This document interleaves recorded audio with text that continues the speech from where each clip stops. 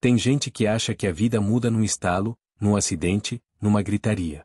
A minha virou poeira no instante mais banal, sentado no sofá da sala, segurando uma caneca morna de cevada, olhando para a parede como se ela fosse dizer algo que eu precisava ouvir. Era uma tarde nublada em Curitiba, e minha esposa, Marina, estava no quarto, recolhida demais para quem só dizia estar cansada. Mas não era cansaço, e eu soube disso do jeito que a gente sabe quando algo apodrece no silêncio, sem alarde, só com um cheiro que ninguém admite sentir. Marina e eu nos conhecemos na universidade, em Londrina. Ela estudava psicologia, eu fazia administração, e ela parecia sempre à beira de ir embora, mesmo quando ria. Era o tipo de mulher que parecia feita de vento, bonita, mas difícil de segurar. E talvez por isso eu tenha me apaixonado tão rápido. Casei achando que podia ser o porto dela. Que, se eu me esforçasse bastante, mostrasse estabilidade, ela pararia de olhar pro horizonte como quem tá perdendo tempo parada. Entrei no negócio do meu pai, uma pequena rede de autopeças, achando que ser o homem confiável era o bastante. Ela tirou o Cresci em 2017, e logo virou uma estrela nas imobiliárias da cidade. Persuasiva, carismática, com aquela lábia de quem vende até sombra no escuro. Eu me orgulhava. Falava dela para todo mundo. Mas, no fundo, eu sabia, era questão de tempo até ela descobrir que podia mais. Primeiro vieram as noites esticadas, reunião com cliente, dizia. Depois, o perfume estranho no pescoço. A roupa com cheiro de cigarro, mesmo ela odiando fumo. Perguntei uma vez por que tinha chegado tão tarde numa terça-feira. Ela disse que foi uma negociação difícil, tirando os saltos como se aquilo explicasse tudo. Você quer que eu pare de trabalhar? Jogou, sem me encarar. Fiquei calado. Porque tem perguntas que a gente faz só para ver o que acontece com o rosto da pessoa, não pelas palavras. E o dela, não tremia. Só se endurecia. Naquela noite, ela me beijou de leve na bochecha. Foi o tipo de beijo que parece pedido de desculpa que ninguém tem coragem de dizer em voz alta. Fui pra cama sozinho, ouvindo o chuveiro ligado como se fosse um alarme abafado. Fazia semanas que a gente não se tocava. Talvez meses. O colchão já não era frio, só vazio. Como se tivesse sido esquecido por quem um dia jurou ficar. Certa madrugada, olhei pro travesseiro ao lado e sussurrei, você ainda me ama, Marina? Ela nem virou o rosto. Claro que sim, Pedro. Sempre. Mas não olhou nos meus olhos quando disse isso. E foi ali que eu soube. Não era uma resposta, era um hábito. O mundo não caiu naquele instante. Ele só se afastou um pouco de mim, como se dissesse, presta atenção, que isso vai doer. E doeu mesmo. Principalmente na noite em que o Renan me ligou. A gente se conhecia desde os tempos de barzinho na Vila Isabel. Nunca ligava sem motivo. Naquele dia, sua voz estava tensa. Tem como a gente se encontrar hoje? Ele perguntou. É importante. Nos encontramos num boteco pequeno, escondido atrás da Rua Chile. Sentei no canto de sempre, 2 chopes já na mesa. Ele não falou nada de cara. Só empurrou o celular para mim. Na tela, uma foto, Marina, num estacionamento de supermercado, rindo com um cara alto, bem vestido, relógio caro no pulso e a mão dele apertando a cintura dela como quem já se sente em casa. Você tem certeza que é ela? Minha voz saiu baixa. Renan assentiu. Vi com os meus próprios olhos. Eles se beijaram, Pedro. O mundo ao redor ficou abafado, como se eu tivesse mergulhado de repente.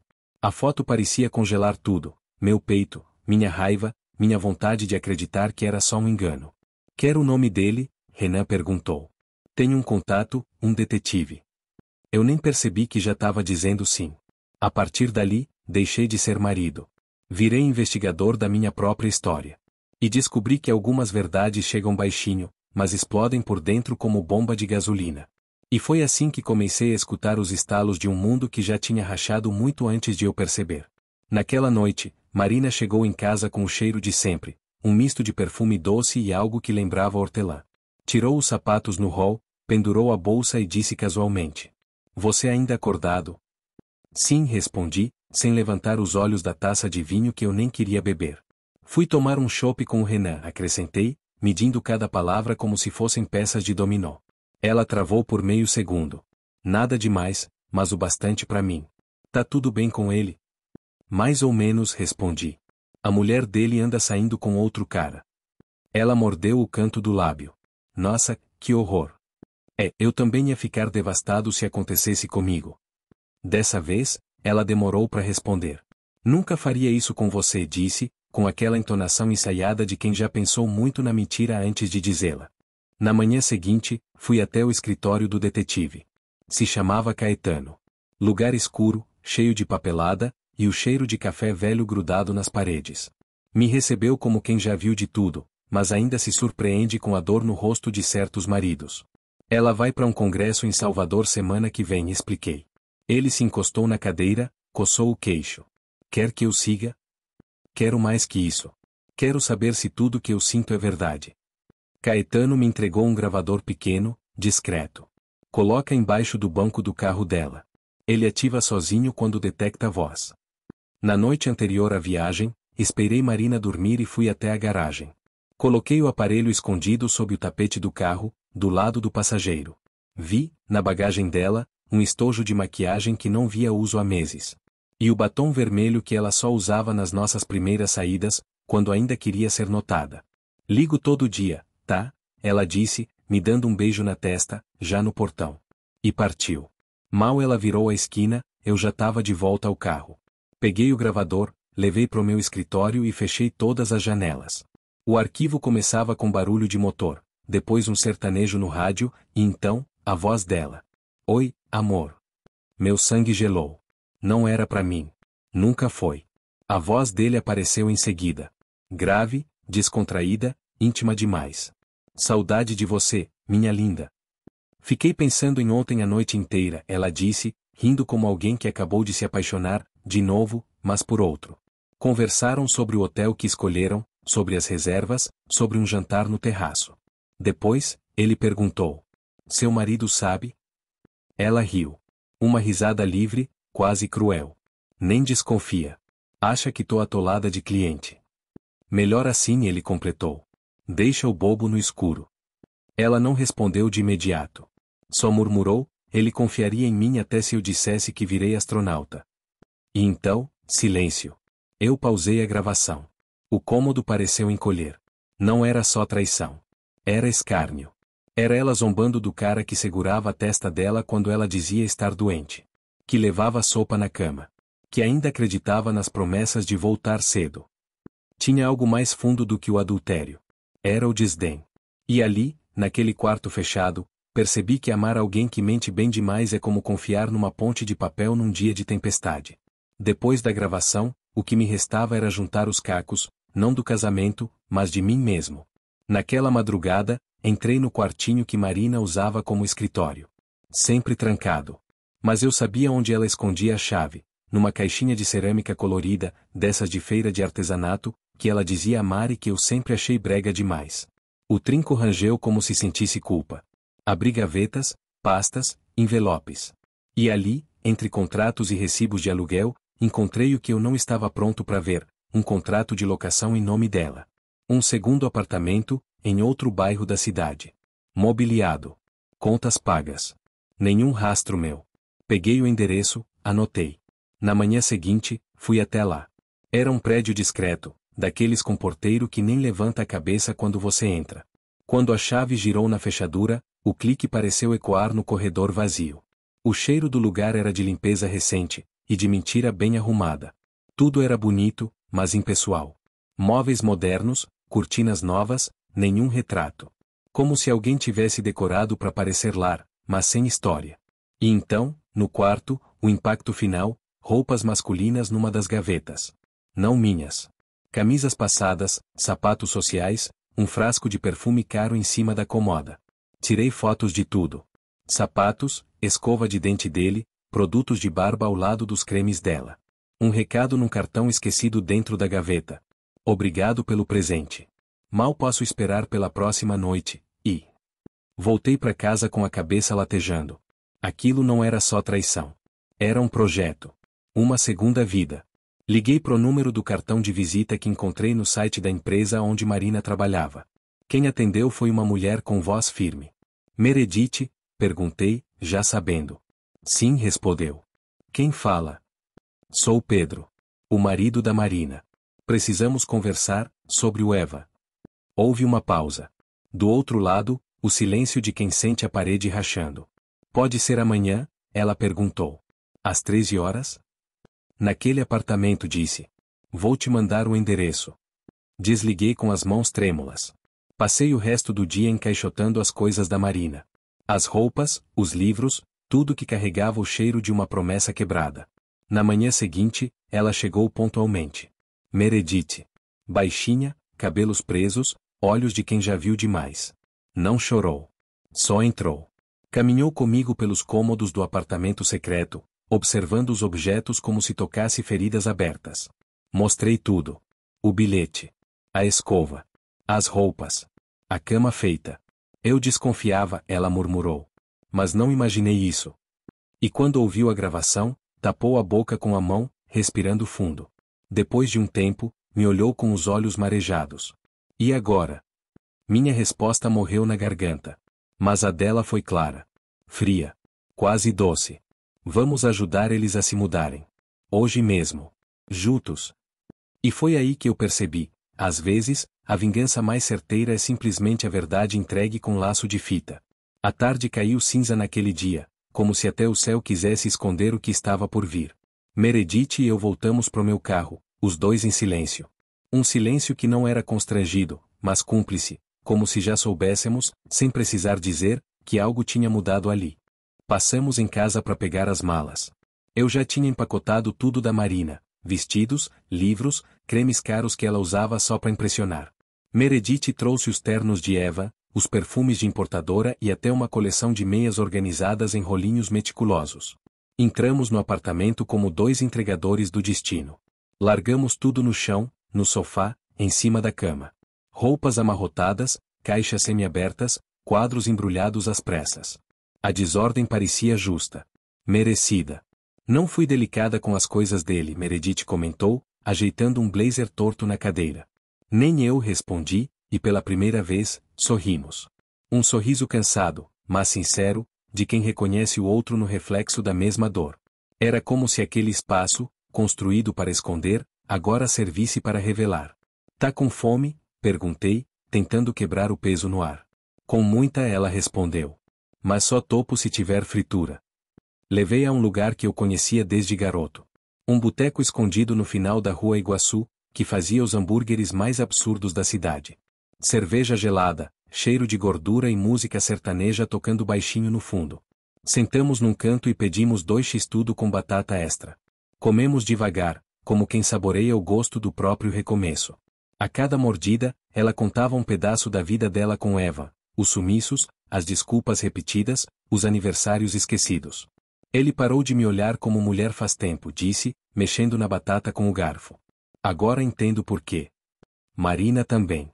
Nos últimos meses, parecia que eu era só parte da mobília, confessei. Sempre lá, mas invisível. Ela riu, seca.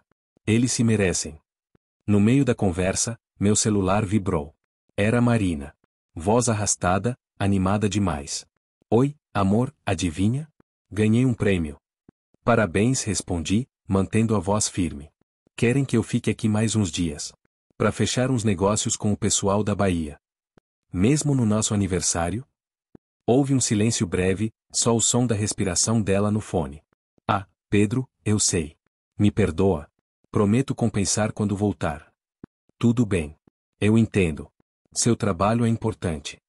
Desliguei antes que ela pudesse continuar a encenação. Meredith me encarou, o senho franzido. Ela escolheu ele, no dia do aniversário de vocês? Escolheu, murmurei, sentindo o gosto do hambúrguer sumir da boca.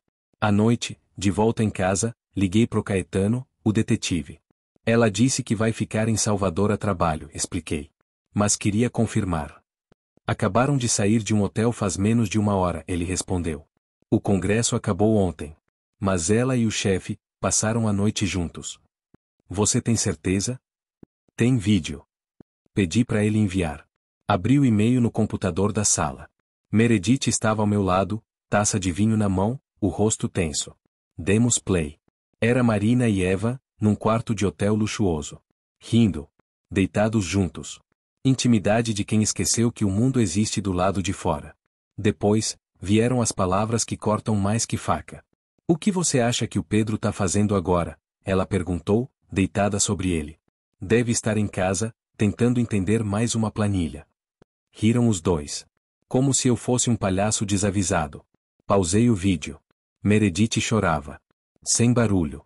Só as lágrimas descendo, finas e decididas. Ofereci um lenço, sem saber o que dizer. Segunda-feira, sussurrei. Tenho reunião com um advogado. Posso ir com você? Por favor. E naquela noite, pela primeira vez em meses, alguém me pediu abrigo, não com o corpo, mas com a verdade. Meredith dormiu no quarto de hóspedes, usando uma camiseta velha minha, dessas que a gente guarda por conforto e não por estilo. Antes de apagar a luz, ela olhou para mim com um sorriso tímido. Sem malícia, tá? Só, não quero ficar sozinha hoje. Você não está, respondi. Deitei na minha cama, mas não dormi logo. O silêncio da casa parecia outro, não mais o vazio da solidão, mas o sossego de quem, pela primeira vez, não precisa fingir que tá tudo bem. Na manhã seguinte, acordei com um cheiro que não sentia fazia tempo. Era de manteiga na frigideira, chá quente e alguma coisa doce no ar. Fui até a cozinha e lá estava ela, descalça, de cabelo preso num coque improvisado, preparando panquecas com geleia de goiaba. Usava minha camisa de flanela rasgada, a que Marina dizia que era coisa de velho. Você acordou cedo, falei, encostado no batente da porta. Queria retribuir, disse, sem me encarar. Ontem, você me salvou mais do que imagina. Comemos em silêncio, só o som dos talheres e o vento lá fora batendo na janela. Ela lavou o prato, enxugou as mãos num pano de prato florido e me olhou de um jeito que dizia mais que qualquer conversa. E agora, Pedro? O que acontece depois disso tudo? Fui até meu escritório, abri a gaveta de baixo e tirei um mapa velho, amarelado nas bordas. Coloquei na mesa, desdobrando com calma. Aqui apontei. Interior do Paraná. Cidade pequena, perto de um lago. Tranquila. Sem chefe de imobiliária, sem desculpas de reunião, sem versões inventadas. Ela se aproximou, os olhos fixos no ponto do mapa. Você quer sumir? Quero começar. Sabe, de verdade. Meredith respirou fundo. Então me leva. Mas com uma condição. Qual? Lá, ninguém me pede para usar salto. Nunca mais. Ri. Fechado. Não deixamos carta. Não fizemos cena. Só desligamos os celulares, trancamos a casa e partimos. Cada um com uma mala, e uma coragem que até então a gente nem sabia que tinha. Na estrada, 3 estados depois, paramos num motel de beira de pista. Quarto simples, ar-condicionado que fazia barulho, lençol com cheiro de sabão e lembranças começando do zero. Deitados lado a lado, ainda sem nos tocar, apenas ouvindo nossas próprias respirações desacelerarem, senti algo novo. Não era fuga. Era escolha. A vida tem um jeito estranho de seguir. Às vezes, ela vira uma curva tão suave que você nem percebe que deixou o passado para trás, até olhar no retrovisor e ver que não sente mais vontade de voltar. Ficamos naquele motel por 2 dias. Não falamos muito sobre o que aconteceu. Não era mais necessário. Marina e Evan viraram notas de rodapé numa história que agora tinha outro título, outra direção. Na manhã do 3º dia, Meredith saiu do banho enrolada na toalha, cabelo molhado, rindo de algo que ouvirá no rádio. Era uma risada sincera. Sem amargura, sem pretensão. Uma risada limpa. E eu me dei conta, fazia tempo que não ouvia isso de verdade. Pegamos a estrada de novo. Estradas vazias, ladeadas de árvores baixas e placas enferrujadas. Passamos por vilarejos, postos de gasolina com café ralo, e uma casa de madeira com uma placa torta, aluga-se. Paramos ali por impulso. A senhora que abriu a porta era miúda, de cabelo branco preso num coque. Nos olhou de cima a baixo e disse apenas, querem ficar quanto tempo? Por enquanto, indefinido, respondi. A casa era simples. 2 quartos, varanda com rede, fogão a lenha. Ao fundo, o som de um riacho. E aquele tipo de silêncio que não pesa, que acolhe. Nos dias que seguiram, fomos aos poucos montando uma rotina.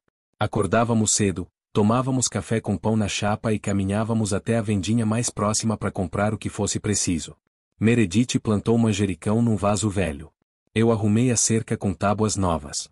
À noite, líamos livros velhos ou assistíamos ao pôr do sol deitados na rede. Não falávamos mais de Marina. Nem de Eva. Eles não moravam ali. Não existiam naquele pedaço de mundo que a gente escolheu ocupar. Meredith e eu éramos dois sobreviventes que aprenderam, juntos, a caminhar sem medo do próximo passo. Uma noite, ela me trouxe uma xícara de chá e se sentou ao meu lado no degrau da varanda. Você acha que eles estão procurando a gente? Talvez, respondi. Mas não vão encontrar. E se encontrarem? Olhei pro céu, onde as estrelas piscavam como lembranças boas. Não vamos estar mais lá. Ela encostou a cabeça no meu ombro. Ficamos assim por um bom tempo, ouvindo os grilos, o vento nas árvores, e o silêncio confortável de quem não deve mais explicações para ninguém. A vingança passou. A raiva, também. O que ficou foi algo mais raro, paz. E no fim das contas, foi isso que eu escolhi. Porque às vezes, a liberdade não é romper correntes. É largar as chaves e ir embora, sem fazer barulho.